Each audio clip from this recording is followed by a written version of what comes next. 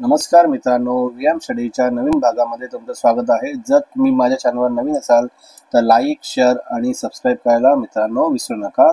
आणि मित्रांनो bell icon पण दाबायला विसरू नका, कारण माझे नवीन नवीन येणारे व्हिडिओ तुम्हाला लवकर पाहायला मिळतील. तर मित्रांनो आज आपण बघूया तर Lux algo trendline wicks breaks या इंडिकेटर बद्दल. तर मित्रांनो पहिल्यांदा आपण बघूया की हे इंडिकेटर कशा प्रकारे चार्टवर प्लॉट करायचं. त्यासाठी आपल्याला मित्रांनो इंडिकेटर्सवर जाऊन आपल्याला क्लिक करायचं आहे आणि तिथे तुम्हाला ट्रेंड लाईन विथ ब्रेक्स अशा प्रकारे लिहायचं आहे. तर मित्रांनो हे इंडिकेटर प्लॉट झाल्यानंतर बघा मी ते ऑलरेडी प्लॉट केलेलं आहे आणि इथे तुम्हाला ते दिसत आहे. बघा याचा लुकआउट अशा प्रकारे आहे. आणि मित्रांनो याचा उपयोग कशा प्रकारे करून आपल्याला बाय आणि सेलिंग सिग्नल कशा प्रकारे मिळतात ते बघूया. जेव्हा बघा ही जी ग्रीन लाईन आहे, ह्या ग्रीन लाईनला प्राइस जेव्हा तोडून वरती जाते ब्रेक करून, बघा इथे बी लिहिलं आहे, तेव्हा दुसऱ्या किंवा तिसऱ्या बारला तुम्हाला या ठिकाणी तुम्हाला बाय करू शकता. आणि जेव्हा प्राइसने तोडून प्राइस वरती गेल्या त्याच्या दुसऱ्या किंवा तिसऱ्या बारला तुम्ही या ठिकाणी बघा तुम्ही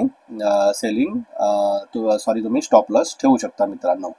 तर मित्रांनो आता आपण इथेच बघूया की त्याचबरोबर आपण ना आणखीन एक इंडिकेटर लावूया, त्यामध्ये डोनचेन ट्रेंड रिपीट. तर बघा जेव्हा प्राइस ही या ग्रीन लाईनला तोडून वरती गेलेली आहे आणि त्याचबरोबर डोनचेन ट्रेंड पण या ठिकाणी बघा ग्रीन आहे, तर अशा वेळी प्राइस ही किती वरती गेलेली आहे आणि दुसऱ्या ग्रीन लाईन पर्यंत गेलेली आहे. हे तुम्ही इथपर्यंत टार्गेट पण तुम्ही सेट करू शकता. तर मित्रांनो मी इथे 1 अवरचा टाइम फ्रेम घेतलेला आहे. तुम्ही इंटरडेसाठी 15 मिनिटचा किंवा 5 मिनिटचा तुम्ही टाइम फ्रेम पण तुम्ही मित्रांनो घेऊ शकता. तर इथे बघा बाईंग सिग्नल आपल्याला मिळालेला आहे. तर आपण हे जाऊन मित्रांनो पहिल्यांदा आपण बघूया की आपल्याला रिस्क रिवॉर्ड रेशो किती भेटला. तर मी पहिल्यांदा सेट करतो इकडे की आपल्याला इथे बघा इथे तुमचा जी रेड एरिया आहे एवढा तुमचा जो आहे तुमचा स्टॉप लॉस असणार आहे. आणि ही जी ग्रीन एरिया आहे हा तुमचा एवढा मित्रांनो मोठा तुमचा टार्गेट असणार आहे. तर टार्गेट हे तुमच्यावर डिपेंड आहे की तुम्ही टार्गेट किती ठेवता, पण हे तुमचं टार्गेट असणार आहे. आणि त्याचबरोबर मित्रांनो बघा दुहेरी तुम्हाला कन्फर्मेशन मिळालेलं आहे.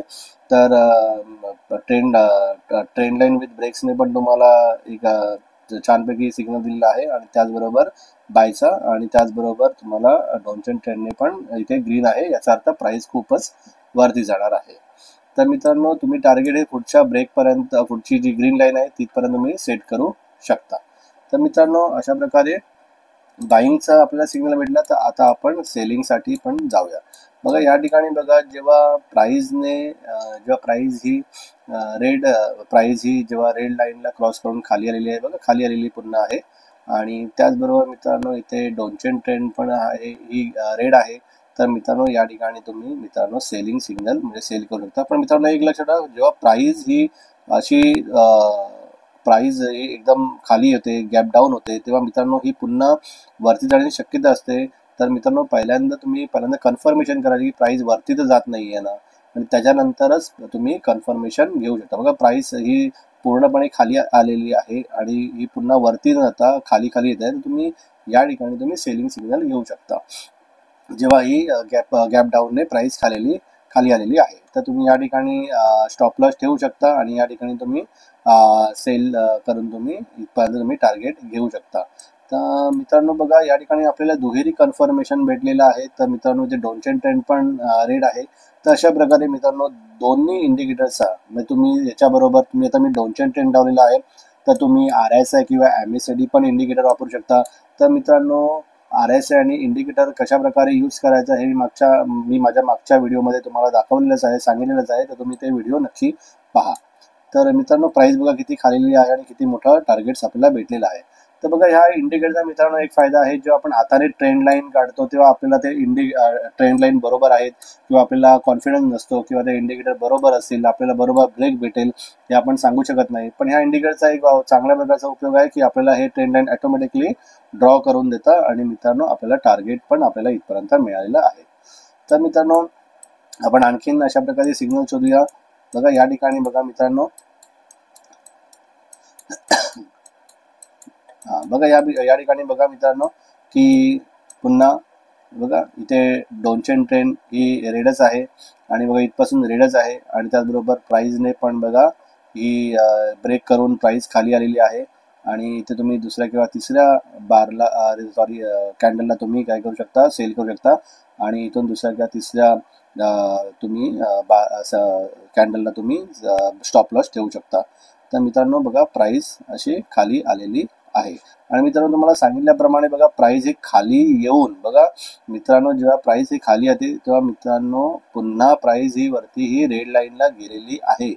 तर ही रेड लाईन ब्रेक न करता पुन्हा प्राइस खाली आलेली आहे. म्हणजे आपला जो स्टॉप लॉस आहे तो ब्रेक झालेला नाहीये. पण लक्षात ठेवा, जेव्हा प्राइस ही गॅप डाऊनने खाली येते खूप मोठ्या प्रमाणात, आता इथे आता जास्त आलेली नाहीये, पण प्राइस खाली येते तेव्हा ती पुन्हा ही रेड लाईनला चिटकायला जाऊ शकते. तर जेव्हा प्राइस ही खाली मोठ्या प्रमाणात गॅप डाऊन येईल तेव्हा पहिल्यांदा मित्रांनो लगेच तुम्ही सेल न करता ती प्राइस खाली येते आहे का, की पुन्हा वरती जाते आहे का, हे तुम्ही बघायला पाहिजे आणि त्यानंतरच तुम्ही नंतर सेल सिग्नल घेतला पाहिजे. तर मित्रांनो या ठिकाणी प्राइस पुन्हा वरती गेलेली आहे, पण त्याने ही रेड लाईन ब्रेक नाही केलेली आहे आणि पुन्हा प्राइस मित्रांनो खाली आलेली आहे आणि पुढच्या रेड लाईन पर्यंत मित्रांनो तुम्हाला टार्गेट हे मिळालेलं आहे.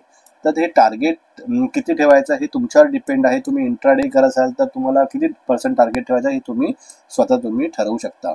पण बघा अशा प्रकारे मी 2 इंडिकेटरचा वापर करून आज आपण बघितलेलं आहे की कशा प्रकारे आपल्याला बाय सिग्नल आणि सेल सिग्नल मिळत आहे. तर मित्रांनो हे लक्षात ठेवा की जेव्हा प्राइस गॅप डाऊन किंवा गॅप अपने वरती जाईल तेव्हा लगेच तुम्हाला सेल किंवा बाय न करता ती प्राइस खालीच येत आहे का आणि त्याचबरोबर ती पुन्हा वरती जाऊन जी रेड लाईन तोडून वरती जात नाही ना, हे पहिल्यांदा तुम्हाला बघायचं आहे आणि नंतरच तुम्हाला मित्रांनो सेलिंग सिग्नल घ्यायचा आहे आणि तुम्हाला स्टॉप लॉस ठेवून ट्रेडिंग करायची आहे. तर मित्रांनो स्टॉप लॉसवर मी वेगळा व्हिडिओ बनवणारच आहे, कारण स्टॉप लॉस ठेवणं खूप महत्त्वाचंच आहे मित्रांनो. तर मित्रांनो आज आपण इथेच थांबूया. तोपर्यंत नमस्कार.